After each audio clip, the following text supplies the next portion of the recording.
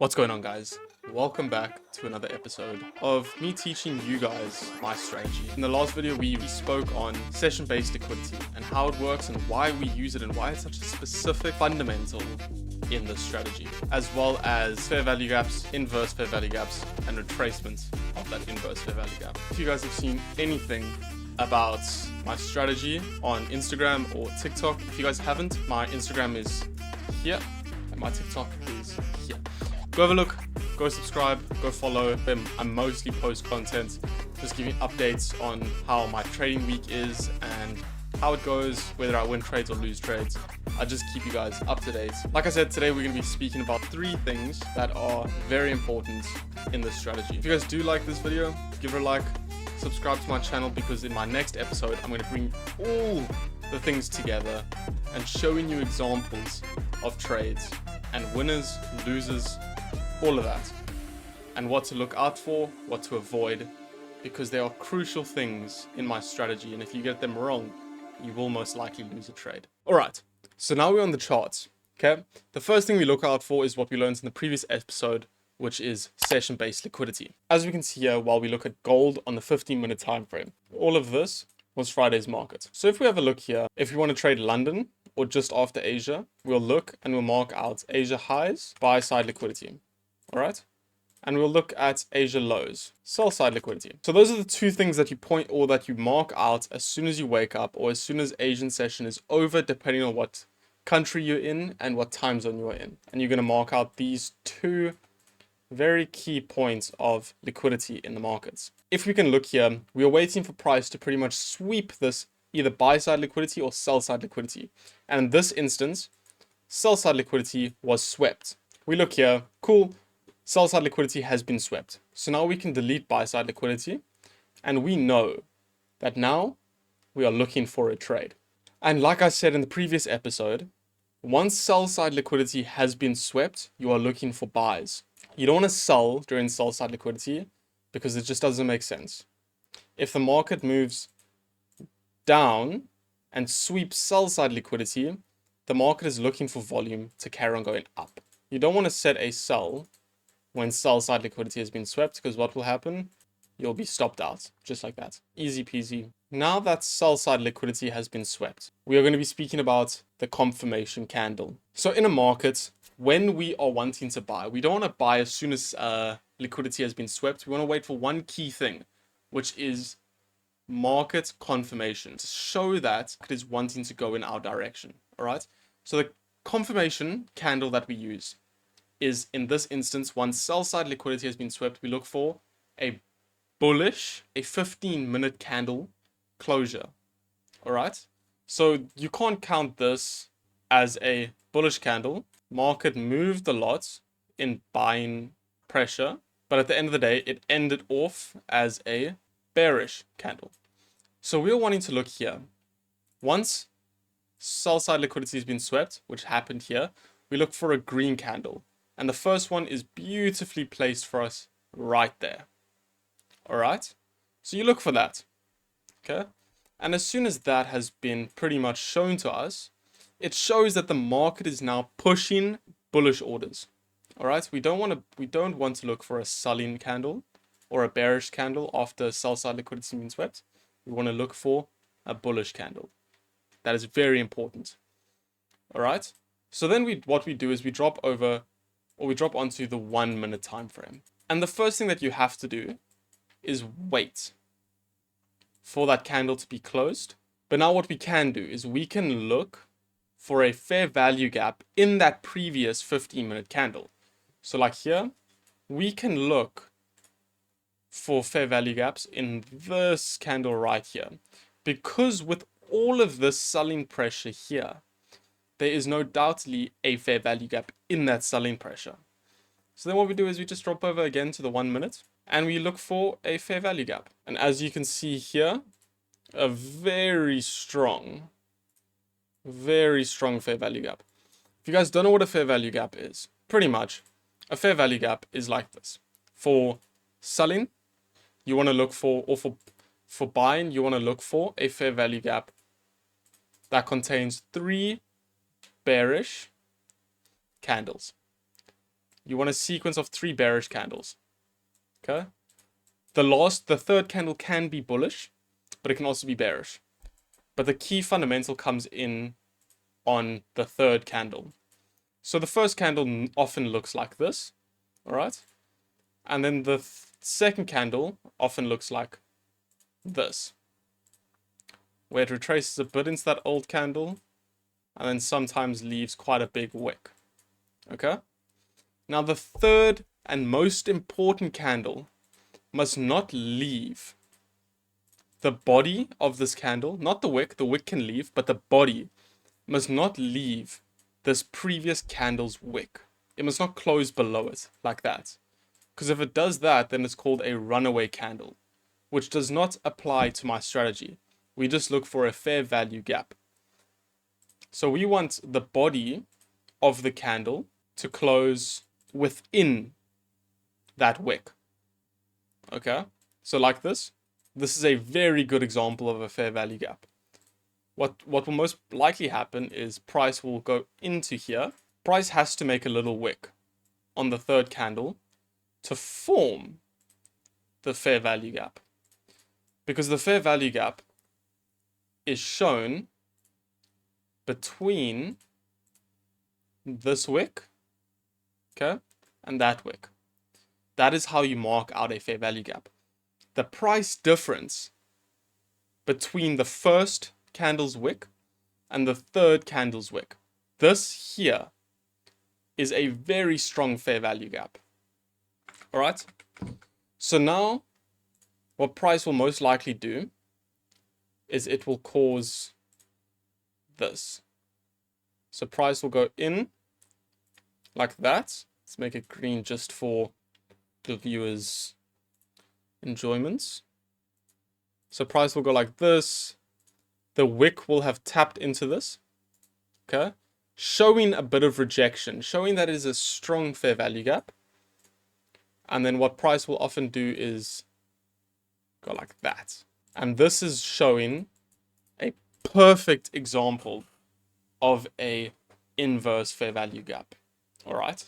Because an inverse fair value gap is where price forms a fair value gap. So here, price formed a fair value gap. Okay?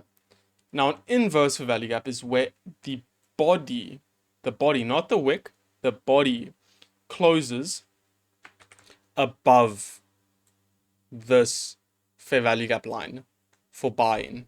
Okay, after sell side liquidity has been swept, you look for the candle to close above the fair value gap line. All right, so this is a perfect example of a fair value gap here, and a perfect example of a inverse fair value gap. I'll show you an example now of when selling, how we want to look for a fair value gap. So this here is a nice example of a bullish fair value gap. All right, this is mostly when you want to sell the market. Okay, so when buy side liquidity has been swept, buy side liquidity. Okay, when buy side liquidity has been swept, you want to look for a bullish FVG. Okay, so when sell side liquidity has been swept, you want a bearish FVG. Okay, and then obviously you're going to want, once buy side liquidity has been swept, you're going to want to look for this. Perfect example. Perfect example of buy side liquidity being swept, then a bullish fair value gap with a bearish inverse fair value gap. Okay, because price, the body of this bearish candle, has now closed below the bullish fair value gap. Close above FVG. And then here, body close below FVG. You don't want the body to not close below it. You want the body to close below during buy side liquidity being swept, and above when sell side liquidity has been swept. Now, what I'll talk to you guys about now is the key fundamental that to put all this strategy together, you want the retracement or the retesting of the fair value gap and the inverse fair value gap. So during sell side liquidity being swept, so when you are buying, because remember, sell side liquidity is only when you buy, and this is when you sell. And you'll see why it makes sense like that. Okay? Because once price is broken through this fair value gap to make an inverse fair value gap, you want price to retest this area. All right? And this here is where you set your buy order. And then here is where you'll set your sell order. Okay? But what I like to do is I like to look for a 25% retracement. So here I'll place my order in the middle between this dotted line here and the top. Just because sometimes fair value gaps are so strong that they only tap into the fair value gap such little. All right? And then here I'll set it like that so that it just, all it does is it just breaks down, taps into it a bit, and then it'll carry on going down. All right? We don't want to place it too far down. Yes, it'll be a better entry point because your stop loss will be lower, so your take profit will be lower as well. However, to keep yourself safe and not have to miss any trades, rather just set it a bit higher or a bit lower so that price will most definitely touch into that area. Now, what you might be asking yourself, what if it forms a fair value gap and a inverse fair value gap, but does not retest it? All right, you simply don't trade because your order will not be filled. Your order won't be placed, so you won't be in the trade. However, if price, like here, so price came down here, perfect. The body closure. So here's the fair value gap. And you can see this is accurate because the body of the third candle did not close below the second candle's wick. So perfect FVG. Price perfectly body closed above this line, making it a valid inverse fair value gap. Now, all you'll do is you'll wait for price to retest this fair value gap or this inverse, which price did do.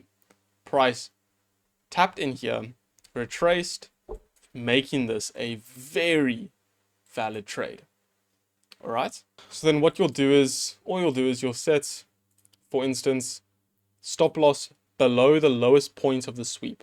Okay, that is crucial. It doesn't matter if your fair value gap's here or here. Always at the bottom of the sweep because price could always sweep again. All right. So if your stop loss, let's say you were in this, your stop loss was here. Okay, you would have been stopped out. All right. But if your stop loss was here, and now the importance is you target a 1 to 2 risk to reward. All right. So then all you do is over time, as we can see, price, hit, take, profit. Beautiful, perfect setup. Now, if we look for another trade, because our trades, okay, can work for both sides of the session-based liquidity. As we can see here, price can sweep Asia high and Asia low in a single move. So let's say price swept by sell side liquidity, price could go instantly sweep Asia highs. All right. We'll hit take profit. We'll look for the exact same entry model, which is a 15-minute confirmation candle, fair value gap, inverse fair value gap, and then a retracement of that inverse fair value gap. And we could make a sell. All right. But obviously here it did not do that. So it's perfect. But that method does work. So you can maximize on your trades. You can maximize your profits without risking that much because this method works. All right. For another example. Okay, now this is a perfect example of selling. So we can see here, price swept London highs. But we can also see that price was seeking Asia highs. Asia highs to bring more volume into the market. And again, the sweeping candle. And we would have been stopped out here. Okay, remember, this is not a perfect strategy. Doesn't always work. So if we look at the top here, all right, perfect sweep, we can look for a fair value gap. So we can see here, because we are selling, we look for a bullish fair value gap, a bearish inverse fair value gap, and then a retracement of the inverse fair value gap. So we can see here, perfect example, all right? Perfect example of a trade that never retraced, all right? So price here formed a beautiful fair value gap, beautiful inverse fair value gap, but never tapped into that area to test it. But it's fine. You know, if you really want to take this trade, it's also perfect, because then you can go seek for another opportunity, which, like here, just a little bit later, it formed an FVG, body closure, retest. All right. Yes, it retested a bit too much, but either way, your order will be here, stop loss just above. Okay. And now all we do is we let the trade 1 to 2. And look what it did. It hit take profit. I'm telling you guys, this strategy works. If you can implement this strategy perfectly, all right? As you can see here, just on gold yesterday, there was a 4% day. 4%. Now imagine 4% on a $100,000 account, all right? That's $4,000. That is one step closer to buying another 100K, to get you closer to getting your $10,000 a month goal. All right, if we look here, perfect example as well. Another 2%, 3%. There was a 1 to 3 yesterday on the S&P 500. All right, and I'm going to show you exactly why these trades are perfect. Now, we can have a look here. It's swept buy-side liquidity, so we're looking for a sell. All right, now we look for a fair value gap, perfect fair value gap, body closure below, 25% retracement, stop loss just above. Okay, there, it hit take profit, a 1 to 2.7. Winning trade. We look a bit later in the day, London low swept, as well as New York low was swept. Now you can see that price formed that, but it had not yet swept London. Now I'm not saying that you have to wait until London has been swept, but sometimes it's just a bit more viable to take those trades because it brings more volume into the market. Price is now swept London lows, fair value gap, body closure above, retracements or retest, perfect 1 to 2 risk to reward ratio. Beautiful. In the last episode, which is the following one, all right, I'm bringing everything together and I will show you exactly the trades that I take, why I think it's valid, why I think it's not valid, and how to avoid losses throughout this. Again, I have an insane win rate with this strategy alone. I requested my payout yesterday for 5,000 Rand. I hit actually the max payout limit on my account because I currently have a $5,000 account, and I made almost 8%. My account was sitting at, I'm actually going to show you guys my stats quickly. So as you can see here, I mean, $381 in profit. That's around close on 8% profit on the account, but I've set, or they have for the first payout, you have a 6% cap. So I was able to ask for a withdrawal loss yesterday of $300 here. All right, $305. It is still pending, but due to it being weekend, if you guys did like this video, hit the like button, hit the subscribe button, tell your friends. I truly appreciate all your guys' support. Again, I'm not trying to sell you guys anything. I'm purely just trying to get you guys a winning strategy to help improve your life and achieve what you want. Stay tuned for the next episode, and I'll see you guys there. Goodbye.